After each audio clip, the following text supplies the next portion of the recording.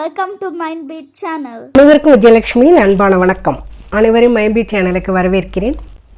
நீங்கள் ரொம்ப உணர்ச்சி வசப்படுற டைப்பா இல்லை ரொம்ப இலகுன மனசா அப்படின்னு மற்றவங்க கிட்ட கேட்டோம்னா ஒரு சிலர் என்ன சொல்லுவாங்க, நான் ரொம்ப இலகுன மனசுங்க.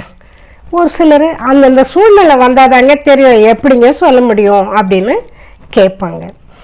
இலகுன மனசு உள்ளவங்க ரொம்ப ஏமாளியாக இருப்பாங்க. ஏன் அப்படி? இந்த இலகுன மனசு இருக்கிறவங்க ஒரு படமே பார்த்தாலும் சரி, டிவி சீரியலே பார்த்தாலும் சரி, அதில் அழுதாங்கன்னா இவங்களும் உட்காந்து அழுவாங்கங்க. அதே பக்கத்தில் இருக்கவங்க படம் தானே இதுக்கு போய் அழுகுறீங்களே அப்படின்னு கேட்டால், முன்ன மாதிரி எனக்கு கல் மனசு கிடையாது, அதனால தான் எனக்கு அழுக வந்துடும் அப்படின்னு சொல்லுவாங்க. இலகுன மனசு இருக்கிறவங்க பல விதத்தில் ஏமாறுவாங்க. அவங்கள ஈஸியாக தங்களோட தேவைக்கு பயன்படுத்திக்கிட்டு ஏமாத்துறவங்க தான் இருக்காங்கங்க.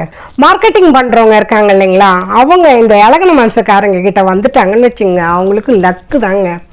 ஏன்னா அவங்க பேசுகிறத வச்சு பாவம் எவ்வளோ கஷ்டப்படுறாங்க இவங்க அப்படின்னு இவங்க அப்படியே உருகி போயிடுவாங்க. அதை அவங்க பயன்படுத்திக்கிட்டு உங்களுக்காக, உங்கள் நல்ல மனசுக்காக நான் கம்மியாகவே கொடுக்குறேங்க அப்படின்னு சொன்னால் போதும், சரிம்மா குடுமா அப்படின்னு சொல்லுவாங்க. அவங்க இவங்க பேர் எல்லாம் வாங்கிக்கிட்டு போய் அனுப்புவாங்கங்க. இவங்க கேட்டதை விட டபுள் மடங்கு தொகைக்கு பொருளை அனுப்பி விட்டுருவாங்க. இவங்க உட்காந்துக்கிட்ட யோசனை பண்ணுவாங்க, நம்ம எவ்வளோ கம்மியாக கேட்டோம், இவங்க என்ன இவ்வளோ அனுப்பிட்டாங்க நம்மளுக்கு.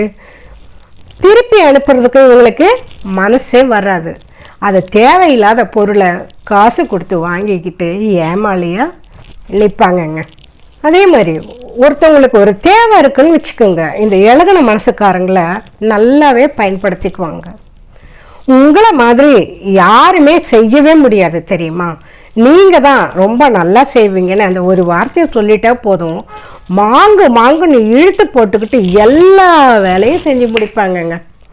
இந்த மாதிரி நிறைய விஷயத்தில் இந்த இலகுன மனசு உள்ளவங்க ஏமாந்து போய் நிற்பாங்க.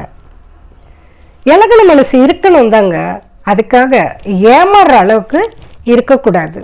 யாராவது ஒரு ஹெல்ப்பு கேட்டால் கூட சரி, இவங்களால முடியாததை ஒத்துக்கிட்டு அதை செஞ்சு முடிக்கிறதுக்கு என்ன பாடாப்படுவாங்கன்னு நினைக்கிறீங்க? ஒரு வேலை கூட சரி ஒத்துக்குவாங்க, நான் செஞ்சிடறேன்ப்பா அதனால என்ன அப்படின்னு சொல்லிடுவாங்க.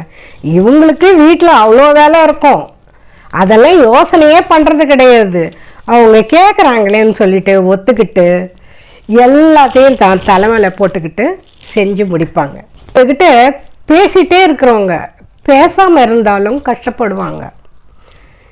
இவங்க நேற்று வரைக்கும் நல்லா தானே நம்மக்கிட்ட பேசிகிட்டு இருந்தாங்க, இப்போ ஏன் இவங்க நம்மக்கிட்ட பேசலை, நம்ம என்ன தப்பு பண்ணோம், நம்ம ஒரு வார்த்தை கூட தப்பாகவே அவங்கக்கிட்ட பேசவே இல்லையே, அப்போ ஏன் இவங்க என்னை பார்த்து மூஞ்சி திருப்பிட்டு போகிறாங்க அப்படின்னு யோசனை பண்ணி கஷ்டப்படுவாங்கங்க.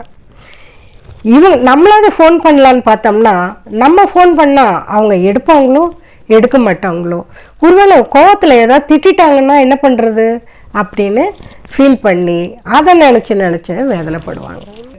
எப்போவுமே சரி பழசை பற்றியே யோசனை பண்ணி ஃபீல் பண்ணிக்கிட்டே இருக்க வேண்டியது தாங்க அவங்க வேலை. அதாவது பேசினாலும் சரி பேசலைனாலும் சரி, உதவி செஞ்சாலும் சரி உதவலைனாலும் சரி, ஒரே ஃபீலிங் தான்.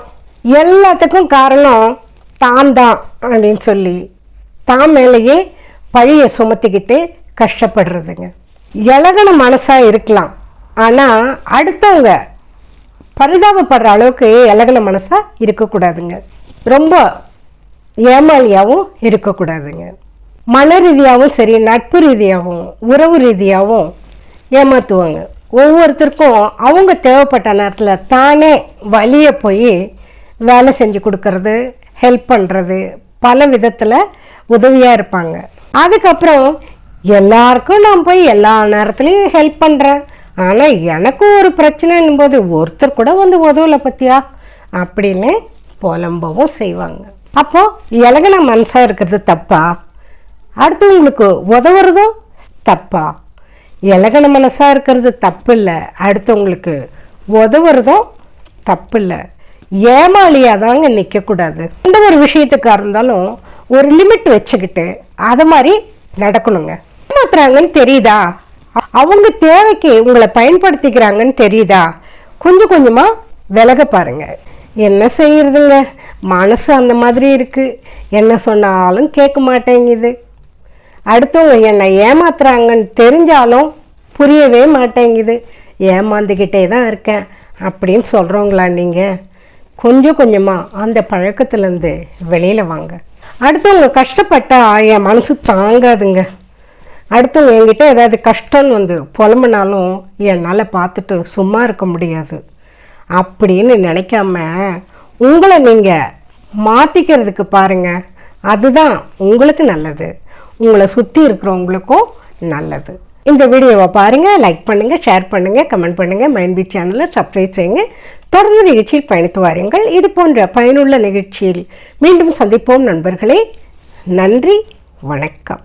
Thank you for watching.